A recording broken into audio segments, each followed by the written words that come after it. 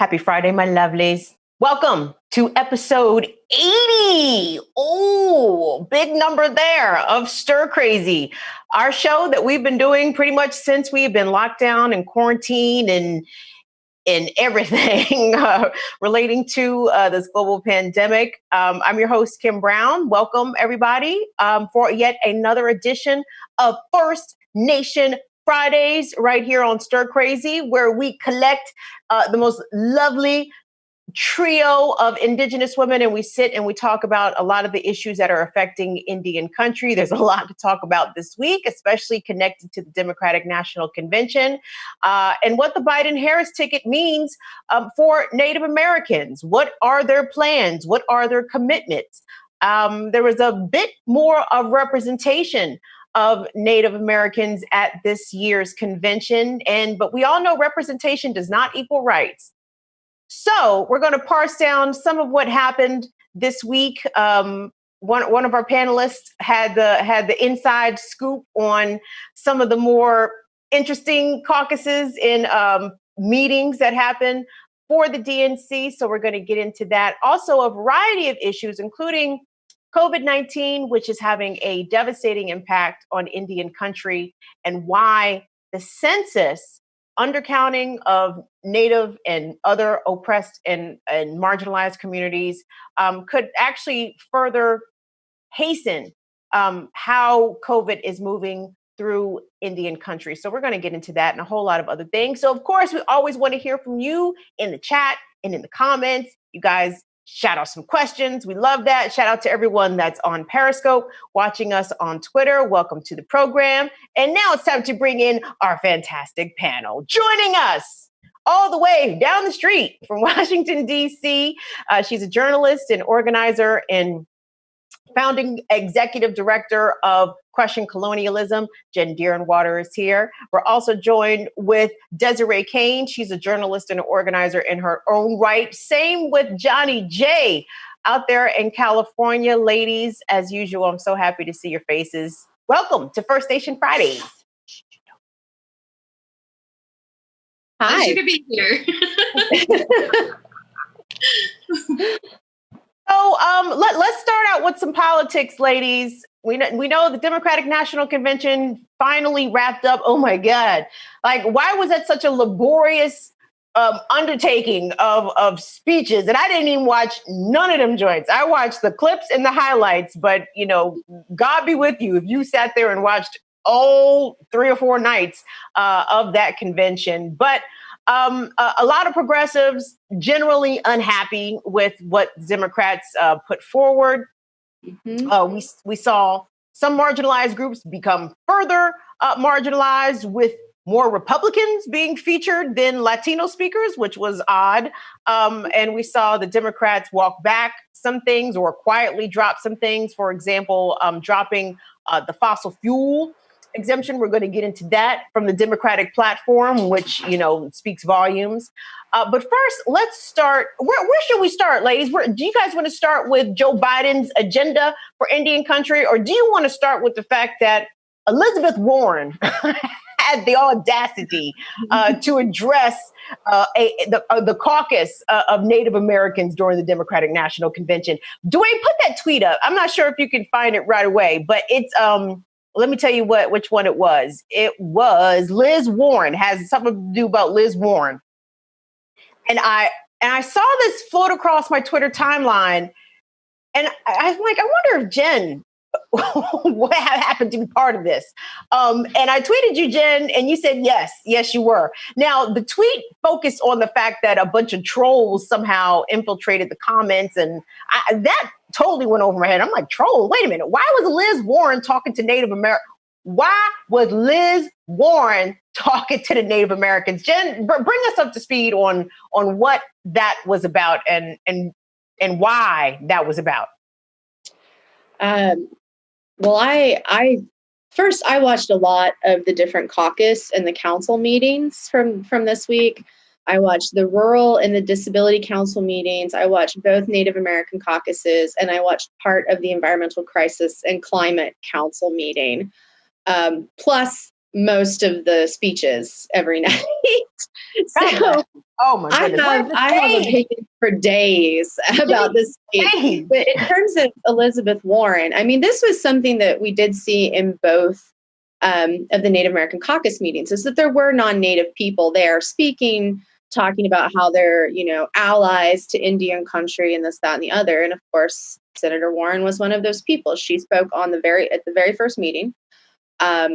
The Native American caucus chair, Ryan Ramirez, referred to her as a champion for Indian country.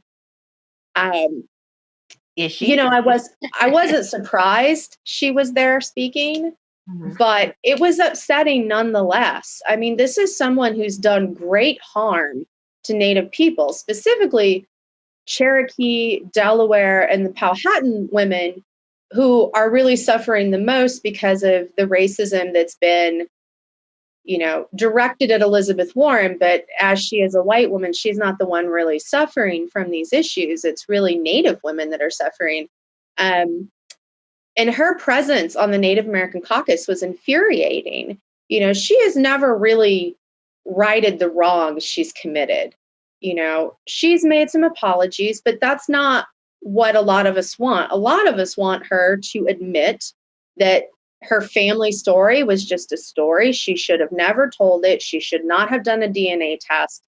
And she doesn't have a right to claim us. And she owes us more than an apology. It's not an apology that I want. I want to see her actually own up to the great harm that she has caused us. She's not a champion of Indian country. When you are doing direct harm to Native people, especially Native women, you're not a champion of Indian country. And I understand that, unfortunately, because we're such a small population due to genocide, we have to make a lot of alliances with people that perhaps are not necessarily pro-Native. But to have another Native person refer to her as a champion of Indian country was really, really upsetting. And, the trolls that came out in the meeting chat, that's just one example of the kind of hatred, the kind of vitriol that Native women like me have suffered as a result of Elizabeth Warren's actions. Every time, I don't know what's worse, like the fact that Elizabeth Warren, in effect perpetuated a fraud claiming to be a Native woman in order to obtain a position that was designated specifically for Native people, or to help, I guess, increase her chances of landing this position. Or the fact that every time I hear Donald Trump call her Pocahontas, it's like, you silly broad, if you had not told this lie in the first place, it's almost like when people invoke Harriet Tubman in the wrong context. I'm like, can y'all let Harriet, can she rest in peace? Can Pocahontas please rest in peace without idiots like Trump invoking her name in order to use it in a derogatory way against Elizabeth Warren because she told this lie in the first place? I mean, Desiree, when I'm going to borrow a term here from Johnnie Jae. When pretendians address Native people and claim allyship or solidarity or even kinship, fictitious as it may be. I mean, it's such a redundant question, but I have to ask it. I mean, how does that make you feel? What mindset does that put you in? And what does that tell you about how people who are non-Indians, people who are not part of your community, get elevated as those who are out in solidarity and standing in unity with the Native community? Well, for me personally, as a white-coded Native, so the American public doesn't have the nuanced understanding to be able to suss out who is a white passing or white-coded Native person, who is a pretendian. Our kinship systems are not explained. But it's a little bit less about my feelings and more about the feelings of relatives who experience white supremacy in a far more severe manner than I do. And the Cherokee Nation specifically has openly,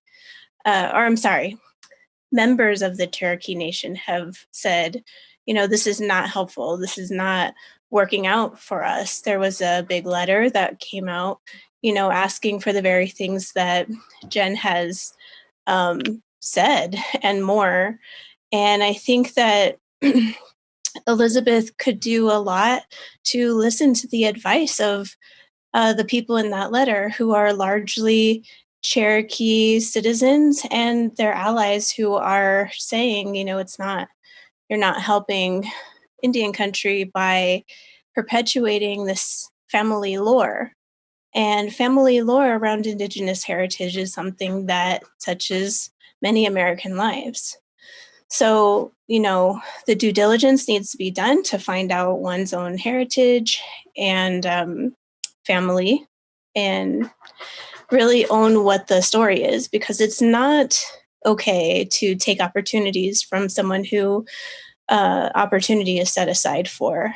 What I think would be helpful for Elizabeth Warren is to just tell the truth, to come out and say it was family lore, and then stop bringing it up. Stop. I find Trump's use of Pocahontas and the evocation of her name very offensive.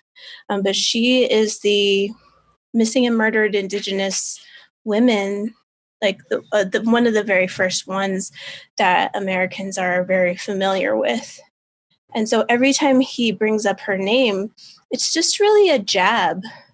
It's a jab beyond Elizabeth Warren and straight to Indigenous non-men, saying we can parade around your death and rewrite the narrative. It doesn't matter.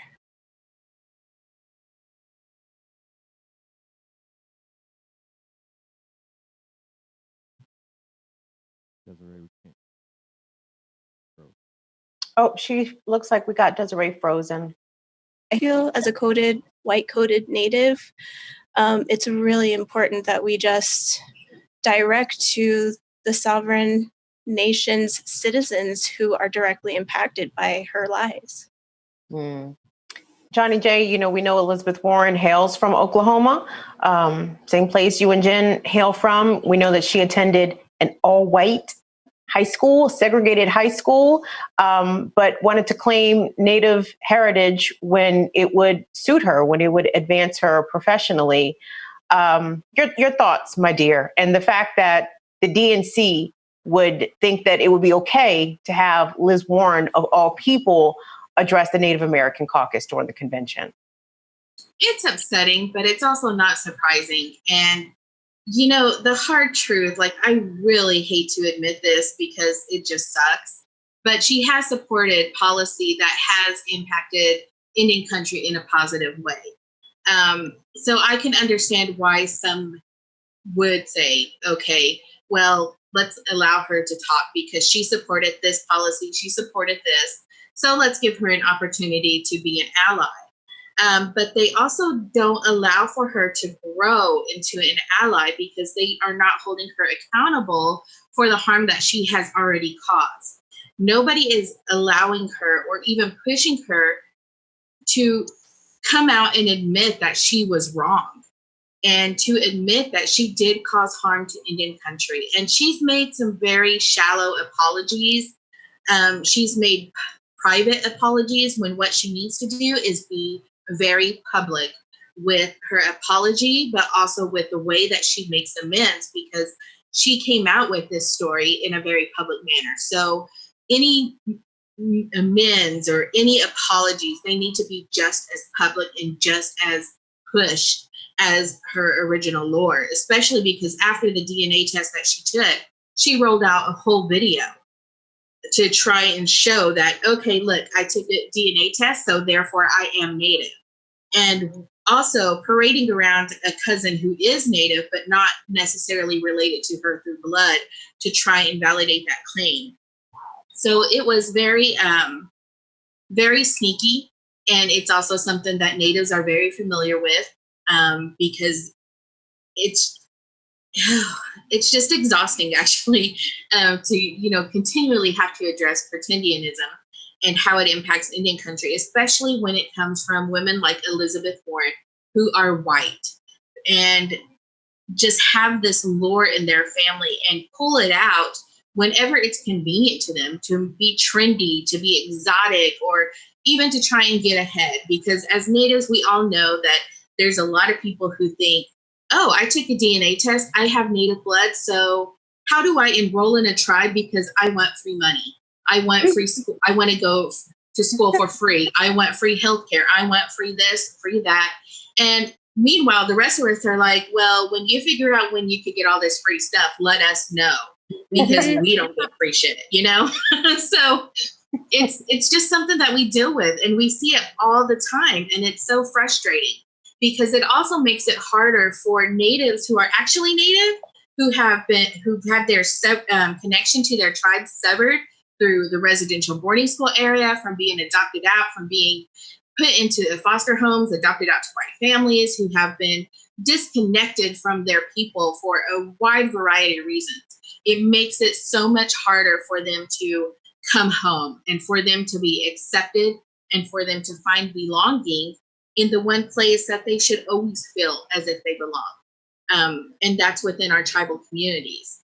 So it makes it a lot harder for them because we are already distrustful of people on the outside coming in, because we know the nefarious ways that they have been able to infiltrate our communities, especially if you're from the 5 civilized tribes. We know this because it's happened. We've had non-native men marrying native women, and native women being forced into those marriages or sold into marriages in order for non-native men to get a foothold in native leadership because of the way that many of our kinship systems work.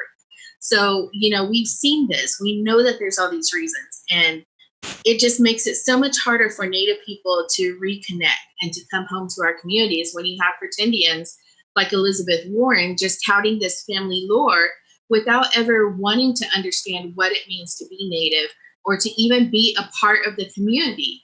It would be one thing if she was claiming this lore and making an effort to reconnect with that part of her heritage, but she just used it as a talking point. She made no effort to learn Cherokee, to be Cherokee, or to live Cherokee in any aspect of her life, except for to tout it out as a talking point to whatever means she wanted. So it's very frustrating, especially now, because it's just something that, you know, it hurts Native people, especially when we see both sides, Republicans, Democrats, people just using Pocahontas in a negative manner to try and hurt Elizabeth Warren or to try and throw it back with Donald Trump. I know when he started with the whole Pocahontas with Elizabeth Warren, well, the pushback was to come back with Brocahontas. And that was something that was largely Democratic, a whole movement where they were trying to turn it back on him. And it's like, no, guys, it's wrong for Donald Trump to use Pocahontas. It's absolutely still wrong for you to use it too, no matter what your intention is. It's still harmful to Indigenous people, not to Donald Trump, not to Elizabeth Warren, but to Indigenous people. Speaking of the Democrats, the convention was, I mean, Jen, poor thing, you watched it. My condolences. I'm very sorry. It was a rough week. I'm so sorry you put yourself through that. But from what I was able to glean from the DNC, it was a bunch of Joe Biden is so decent. He's a decent guy. Donald Trump, he's so not decent. And he's a threat to democracy. And if we all don't get out together en masse and pack our lunches and pitch our tents and wait outside the voting booth all night long on election night if we have to, then our democracy is gone and a decent guy like Joe Biden's not going to get a shot. Well, we have thoroughly gone through Joe Biden here on this program, but not as it pertains to his relationship with Indian country. And if we could, Dwayne, I want to put up on the screen the Biden-Harris commitment to Indian country, not even necessarily an agenda. I was perusing Joe Biden's campaign website, and I actually got a couple of things confused because he had an agenda for Indian Americans, and I'm like, oh wow, he has a whole agenda for Native. No, for Indian Americans from India. He had a whole agenda. Like, I'm not saying it's a bad thing. It's not a bad thing at all, but versus the presentation of a commitment to Indian country. I'm like, how come Indian country can't get an agenda, Joe Biden? But yeah, let's can we scroll through here a couple times, Dwayne, and then we'll check out some stuff. So as you see on the screen, basically says Joe Biden He's proud of the partnership between the Obama-Biden administration and tribal communities. The Obama-Biden administration ensured tribal governments have the power to investigate, prosecute, convict, and sentence non-natives who assault Indigenous women on tribal lands through the 2015 Violence Against Women's Act, which Joe originally authored. The Obama-Biden administration strengthened the nation-to-nation relationship, including by creating the White House Council on Native American Affairs and the White House Tribal Nations Conference, prioritizing tribal consultation and appointing Native Americans to high-level government positions. That representation, again, necessarily not representing equal rights. So, ladies, let's just kind of go around the horn here. Joe Biden, I guess either as vice president during the Obama administration or through his very long tenure as a senator from the state of Delaware, are there any impressions, recollections, things policy-wise specifically that you know Joe Biden supported that hopefully benefited Indian country, and in the reverse, if he supported things that perhaps harmed Indian country or opposed things that Indians really wanted to see come to fruition, either while Obama was president or when Biden was serving as a senator in the Congress? Jen Deerinwater, let me start with you, babe. I'm not a fan of Biden. I am probably not going to vote in this election because I can't bring myself to vote for any of them. You know, I did not vote in the last presidential election for the same reason. I just couldn't vote for anyone. Like, there was no one I could bring myself to vote for. You know, I think I'm going to do what a lot of natives do. I'm going to hope for the best, but be prepared to most likely be severely let down. You know, with Biden, I'm always going to remember that he was part of the Obama administration. And I'm always going to remember how Obama made grand promises to Native people when he first took office. And he did do some good things, but he also did a lot of really awful things. You know, the first time I got to feel what mace and tear gas is like was at Standing Rock. You know, Keystone XL, DAPL, all those things, the Obama administration was originally fine with them and wanted them to happen.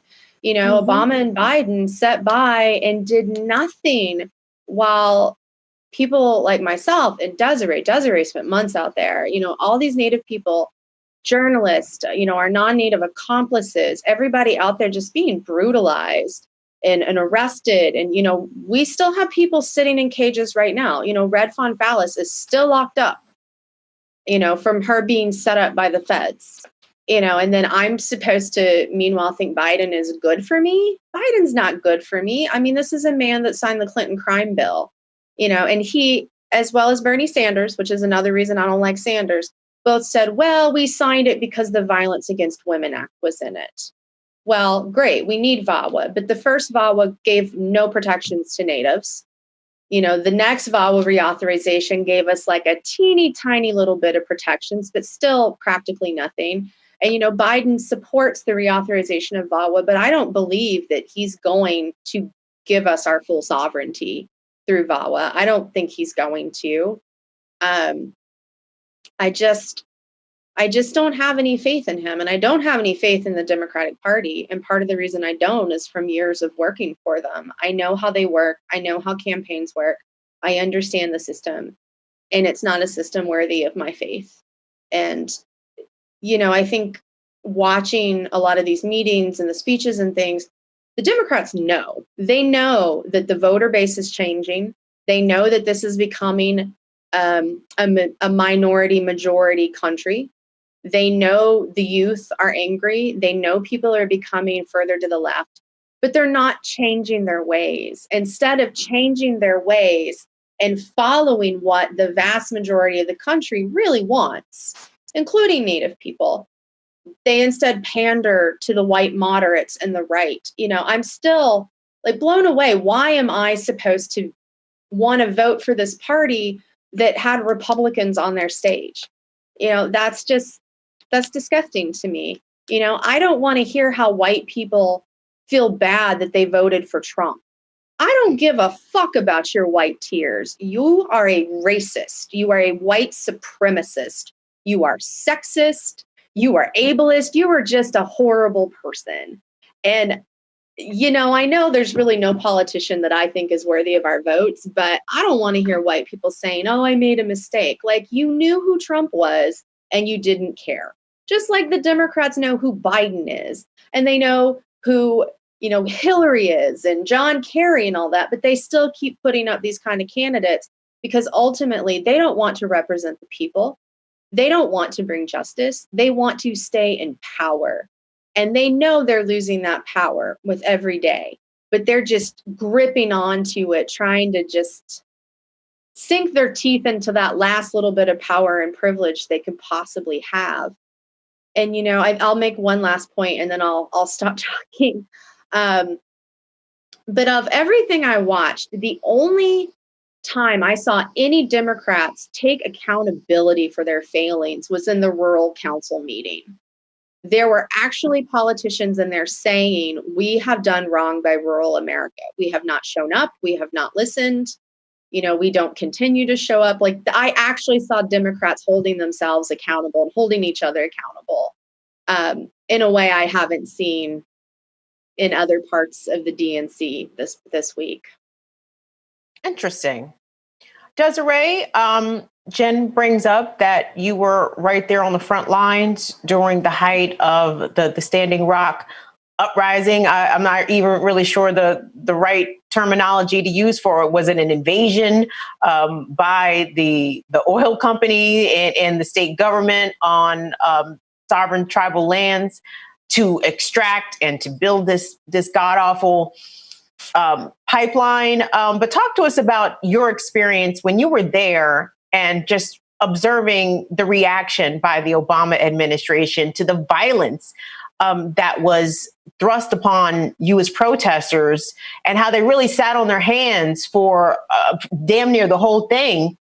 And your take generally on Joe Biden and his commitment to Indian country as he tries to be the next president. Well, I can tell you that I have a lot of resentment around the Obama administration, which includes Joe Biden, wanting to let it play out a little while longer while people were bleeding and getting shot with non-lethal, like all the rubber bullets, mace, tear gas, dogs. Like they're just like, that's cool. We're just going to let it play out a little while longer. So anytime there's like this exaltation of the Obama administration, you know, he was also the deporter in chief. He also ushered in the drone war era, you know. So I appreciate Jen bringing that up. That is my thought as well.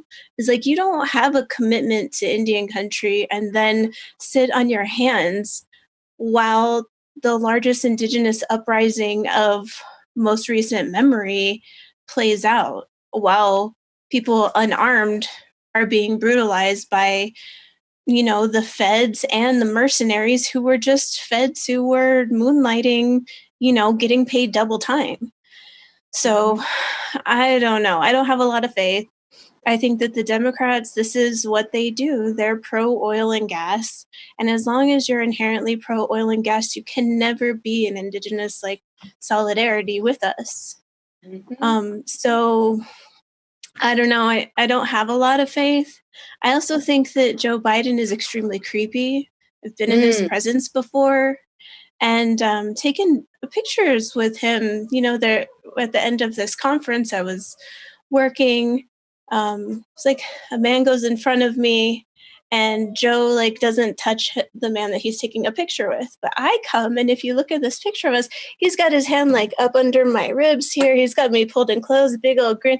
It's just creepy. You know, like the creepy Uncle Joe archetype is very like accurate. That's the one. Yeah. So I have no faith. And I often think for Native people, the U.S. government It can be two wings of the same bird. Right. So when you have Nancy Pelosi on there, like, I thought I was going to throw up. I'm so tired of her talking about how we're going to lean back onto the vision of our forefathers. And I'm like, your forefathers were genocidal, like, slaveholders. What are you talking about? The foundational forefathers. Get the Nancy Pelosi. Stop it. And so just the whole thing. I didn't watch all of it like Jen did, which that's some serious fortitude, my friend, to watch the entire DNC. But I did watch a lot of propaganda. The whole thing, because of coronavirus, it felt very overproduced.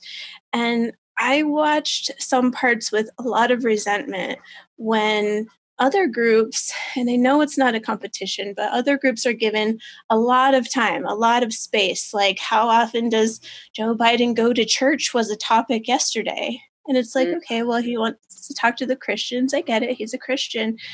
But when you elevate certain groups over others and you're in such a position like that, I really appreciated the title of today's show about how representation does not equal rights. And I think that just watching the DNC was a perfect articulation where they'll say that they're with us, but ultimately it's still the US government.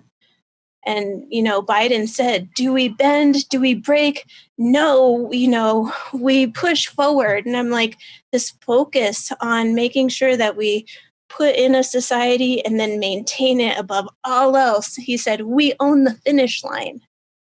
And that statement was just so concerning, because it's like, that's that bullish American individualism that will crush you if you do not agree. And so for many other communities, that equals death, like, really.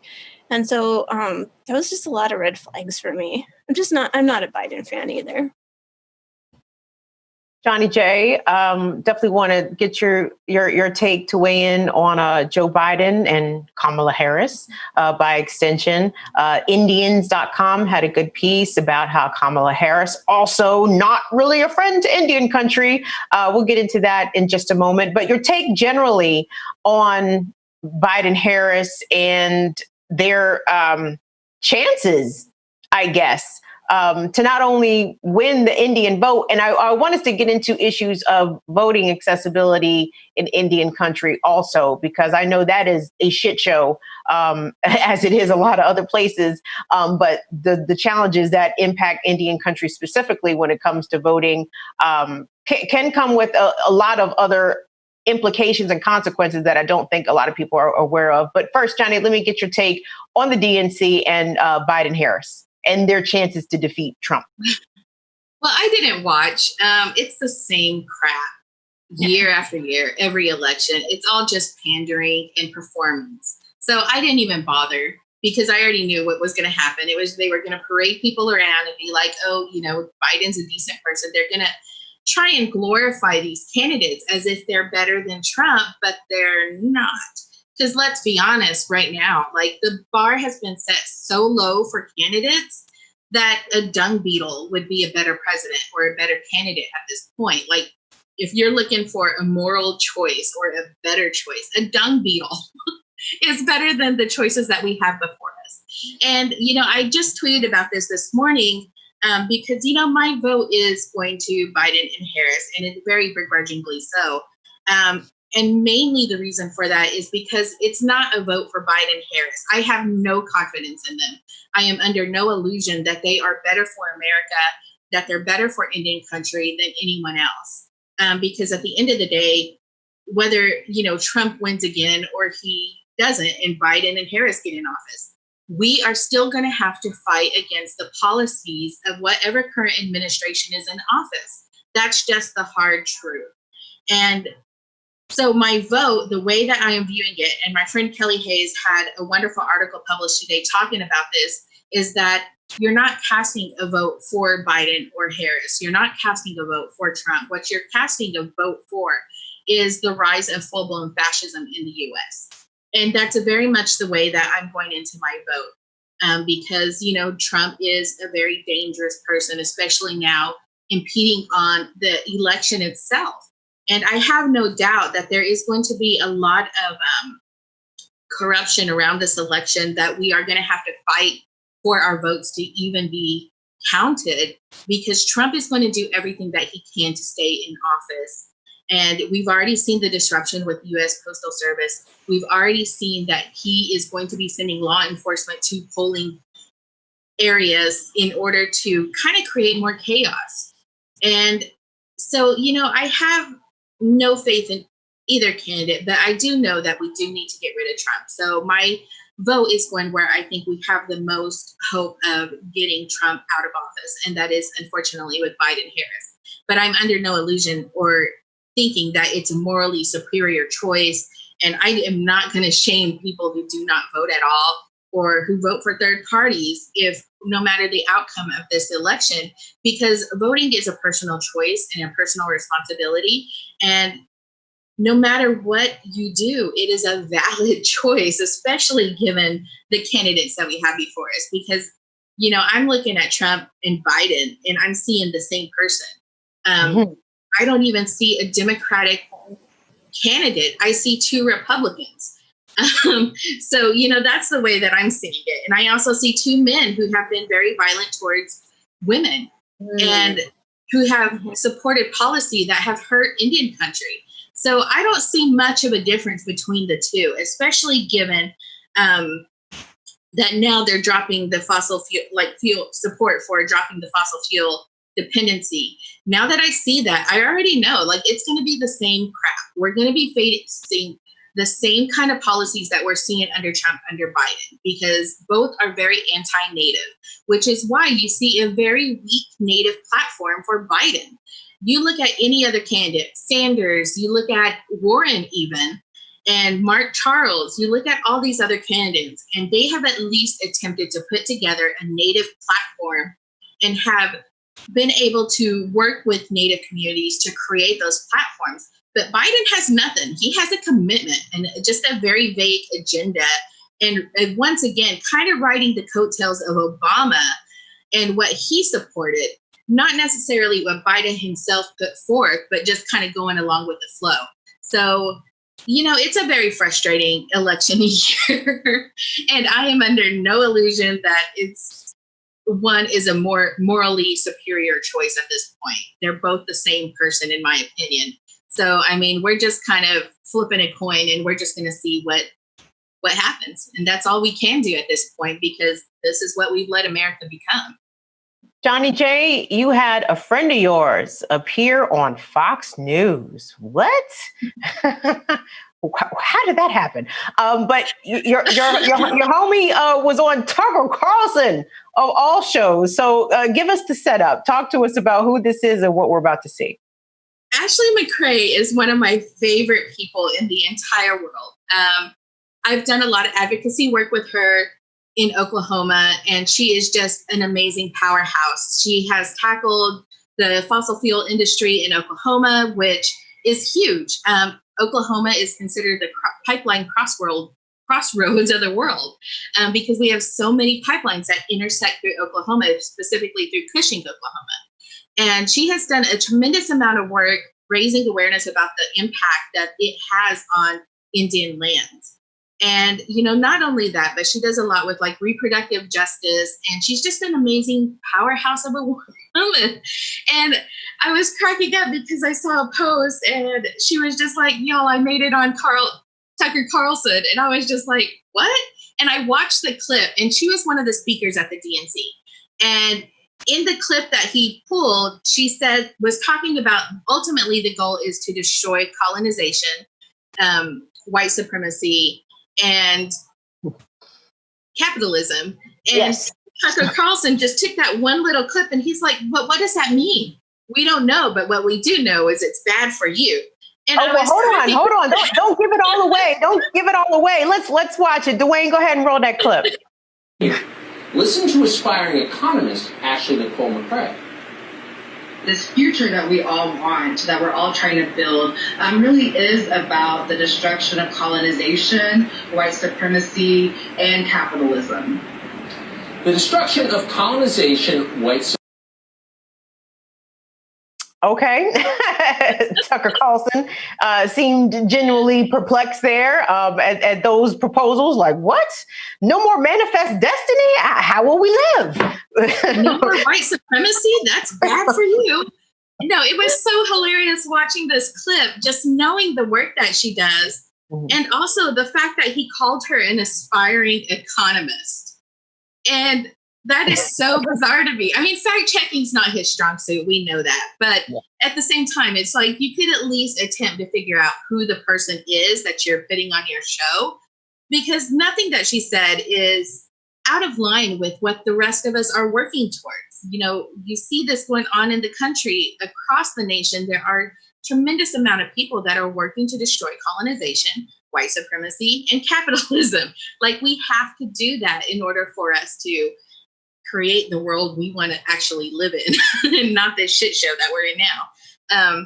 So it was really funny to see her on the show, and mainly because, you know, she's from Oklahoma. She is a really well-known activist, but at the same time, she's from Oklahoma. And so imagine just how much of a threat that these people must feel, that they have to go after people that they think are dangerous in a sense, merely for wanting basic human rights, for wanting justice, for wanting equality, and not just equality, but also equity. Like, imagine how, I don't know, like, I can't even imagine what was going through his head that he could even say that we don't know what this means, but this is bad for you. Because what? Like, I just don't understand how he could possibly say that with a straight face, you know? Yeah, absolutely. I mean, and it's the consistent erasure of the experience, the lived experience of marginalized and oppressed people, right? Like, you know, someone like Tucker Carlson thinks that because Native Americans have casinos, shit is all even, right? Even Steven, that should be good. We should be good now, right? You know, Black people got civil rights. We got the right to vote. They're good. You know, I will say this though, and one of the reasons I know I laugh about, you know, the fact that I have a friend on Tucker Carlson. She made it on his radar, but at the same time, you know, it also makes me really worried for her, because a lot of people don't understand the atmosphere that people are working in Oklahoma. It is a very hostile right now. Yes. Especially towards, you know, Ashley, she's no stranger to having her life threatened and to be put in dangerous situations because of the work that she does. But right now in Oklahoma, there is so much violence that is going on, from women being doxxed. Just recently, there was a woman, I think she's a candidate for city council, or maybe even a mayoral candidate, I'm not quite sure. But her neighbor was recently raped. And this came after, the sheriff's office released her mugshot, but also her information, her phone number, her address, information that they easily could have blocked out. And she had received threats prior to this. And she just happened to be out of town, and one of her friends called her and told her that, hey, the cops are here. Are you okay? And wanting to know if she was safe. And when she started digging around, trying to figure out what was going on, she found out that her neighbor was raped, and her neighbor did give her permission to share what had happened, because at some point during the assault, the perpetrator said something along the lines of, maybe next time you'll learn to keep your mouth shut. And, you know, this person was already a survivor of sexual assault before. So, you know, this whole situation has just really created this very dangerous, hostile atmosphere. And to be on a show like Tucker Carlson, and to know his fan base, and to know that, you know, just this short appearance, while we can kind of laugh at it, and while we can kind of talk about, you know, the hilarity of him not really understanding what it means, or even thinking that it's bad to destroy white supremacy, you know, we can kind of laugh and make jokes about it. But at the same time, you know, it puts Indigenous women in very real danger. It puts women in very real danger when men like this target us and try to put us on a radar for their fan base. Because, you know, they have deniable accountability. You know, they can say, oh, well, I didn't know this was going to happen if something happened to her. But at the same time, they absolutely knew that elevating this person's position is going to put them at risk. And it is purposely done as a way to intimidate them into silence. Speaking of Native American woman erasure this week, and we're going to circle back to some of the DNC stuff, but I wanted to put this up here. Dwayne, let me see that tweet from Ruth Hopkins. Ruth Hopkins, Native writer, attorney, former judge. This week marked the 100th anniversary of the ratifying of the 19th Amendment, which gave women, white women the right to vote. And every time this particular milestone is celebrated, it's usually exclusionary about how Native American people were excluded from this, Native American women specifically, Black women were excluded from this. This was white women got the right to vote 100 years ago. Everybody else didn't. And this is what Ruth Hopkins had to say. She said, on August 18th, 1920, women in the U.S. gained the right to vote, but women like my Oseti Sakowin, help me if I'm pronouncing that wrong, ladies, Dakota Lakota Sioux grandmother and great grandmothers were not granted, weren't granted citizenship until 1924, and all natives in the U.S. couldn't vote until 1962. What the fuck? Native voter suppression is still widespread. And she goes on to talk about how the Voting Rights Act of 65 helped to expand voting rights for many Native people, but it was a Supreme Court decision. Hold on, we got to move my thing. Supreme Court invalidated a section, in 2013, the Shelby County v. Holder decision diminishing Natives' equal access to the ballot. Ladies, I wanted to discuss this and how, it's easy for representative tokens of the Democratic Party, be they Black, Native, Latinx, other nationalities and genders, will finger wag all liberals, leftists, progressives. Y'all gotta vote. But what they don't talk about is the obstacles involved with voting. And there are specific challenges for Native Americans to vote on their tribal lands. If they have to leave their tribal lands to go cast a vote, sometimes that can be not only a lengthy process in terms of time consumption, but it could potentially also be dangerous where Native people have to encounter hostile white folks in order to cast their vote. If we could go around, ladies, I want you guys to just to talk about why it's not easy for Native Americans still to vote freely in every single election held in the U.S. Jen, I want to start with you. Well, so in terms of the right to vote, it did vary a lot for a lot of Native people. Depending on the tribe and treaties and such. Like, for example, those of us who are citizens of Cherokee Nation under the Dawes Act from 1887, we were granted citizenship. So we had citizenship before a lot of other natives, but that also didn't mean that we really got the right to vote. We see this. We see voter suppression takes many forms across the country. And some of the issues that Ruth touched on, polling places suddenly disappearing, the length of time you have to drive to get to places, the amount of money. Do you even have a car? Do you have the money for the gas? Can you get there? And then, I know one friend had told me, this was back, I think it was Obama's second run for presidency, that their polling location ran out of ballots and people were waiting for hours just to get more ballots so they could vote. And I think beyond those kinds of issues, with like mail-in ballots, I can tell you that I have requested mail-in ballots in the past. They've never been sent to me. I have no faith that mail-in ballots are even counted. When we talk about voter suppression and things, one of the things that we often forget is that disabled people have essentially not really been given the access to the vote, and when a good chunk of disabled people a good chunk of Native people are disabled, you also have to think about that. Will somebody even send you the mail-in ballot? Will it even be counted if you get it in? And then I've worked at a poll. I wanted to see what it was like to be a poll worker. I did that in New York City. It was Obama's second run for office. And, under federal law, they have to have accessible voting machines. But the people at the poll I worked at didn't set it up, and no one knew how to set it up.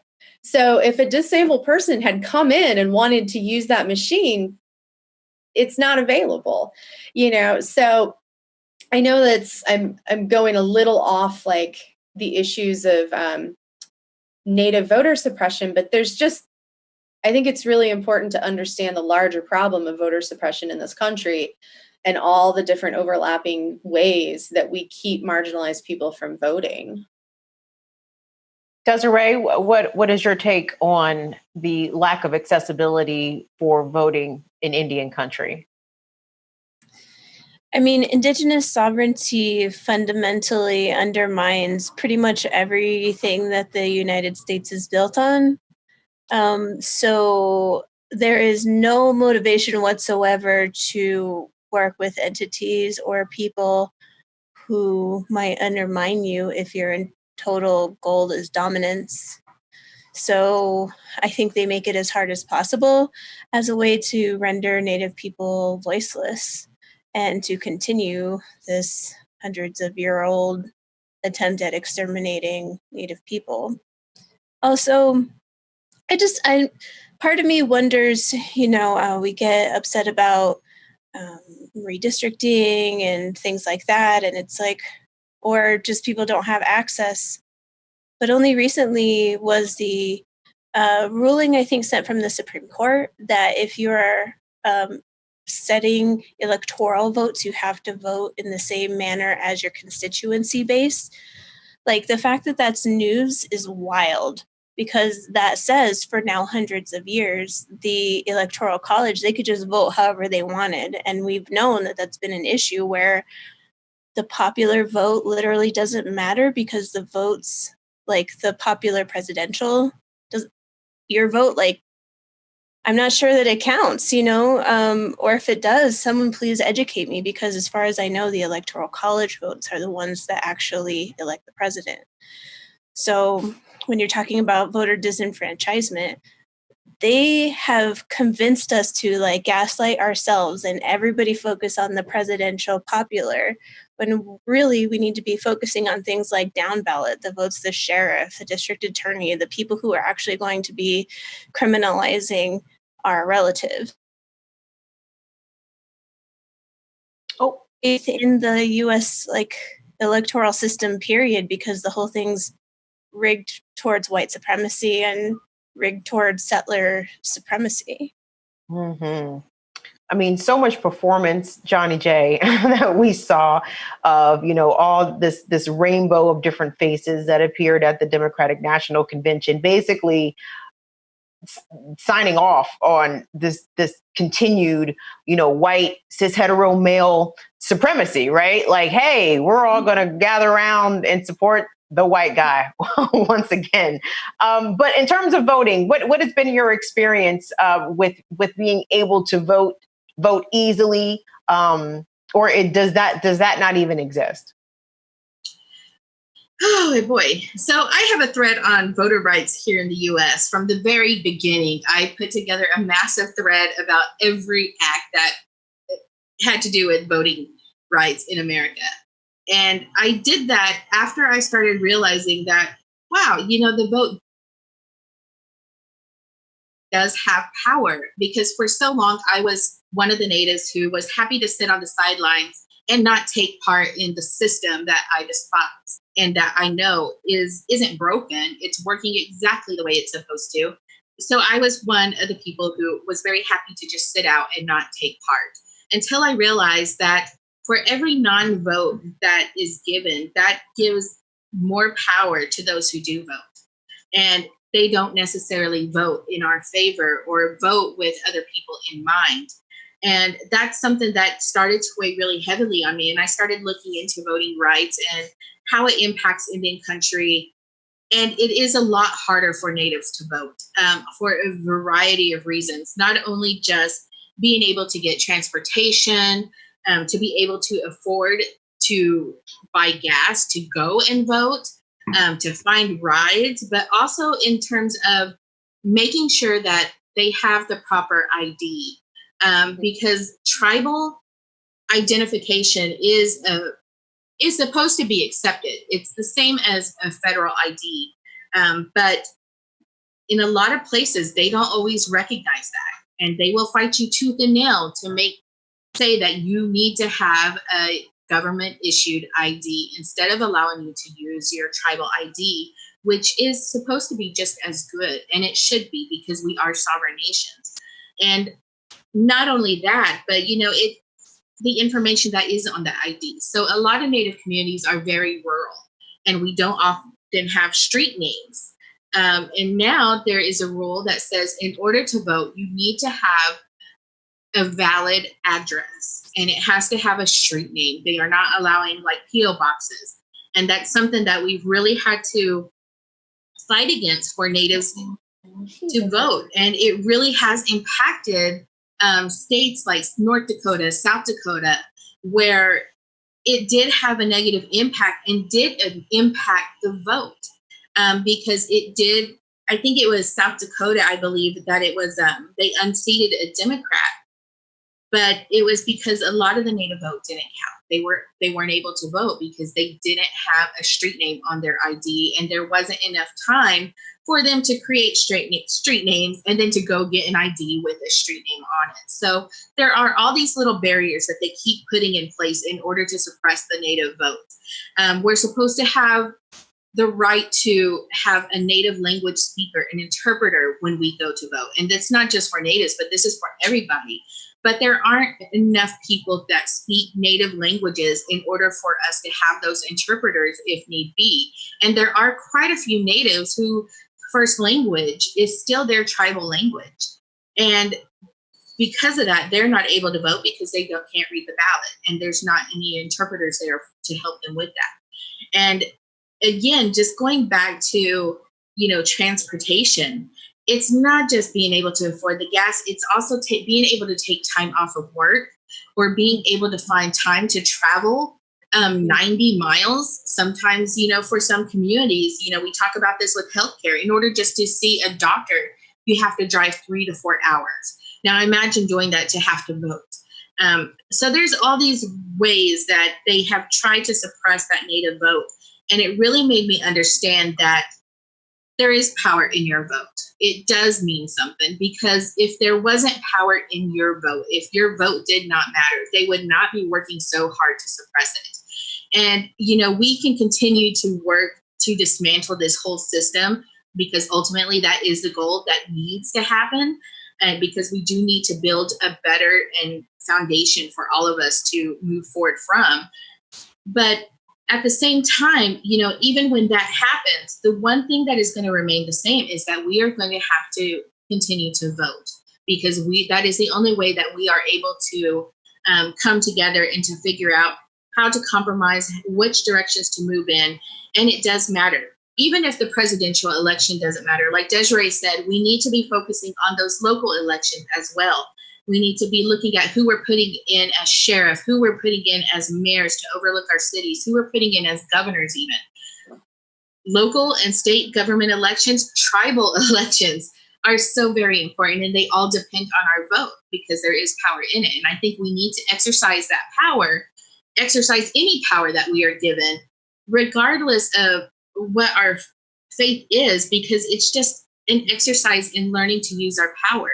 And learning to know that it counts, that we have a voice, we have power, and just learning how to harness it. And yeah, it's like I said, my vote is going Biden-Harris, very begrudgingly so.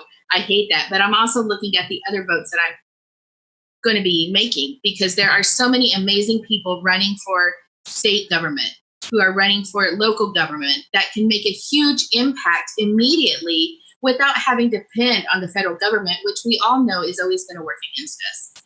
So, I always say just use that power to vote, be informed. Like, and I'm not going to shame anyone who doesn't vote or, who or how they vote, because, it's the same thing. We're all just hoping and praying at this point. And I'm not going to shame anyone because, it's a valid decision and you have to do what's right for you. And for me, that is to cast a vote and to just keep hoping and praying and hoping that we continue to put people in who maybe will disrupt the system just a little bit.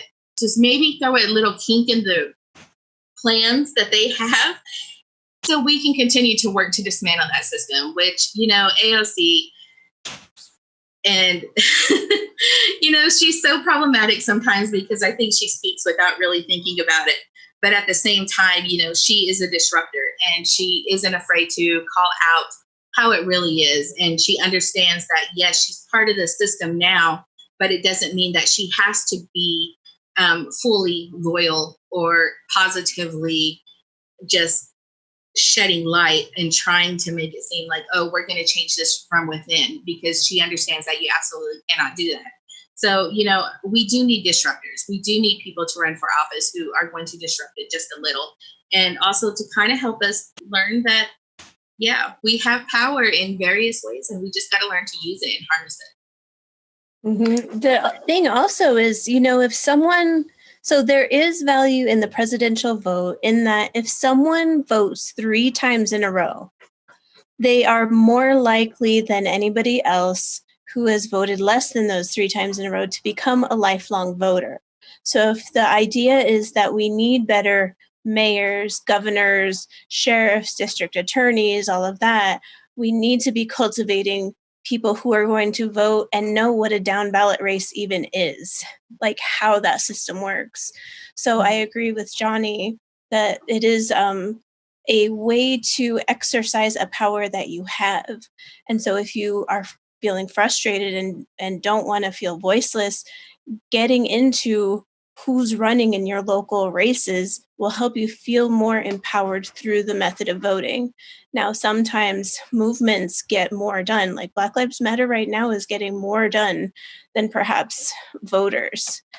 So there's a choice. I'm in the same camp where I'm not going to shame somebody for not voting because that's a choice, but getting into those down ballot races are pretty important if you're not going to just completely divest from the system, period.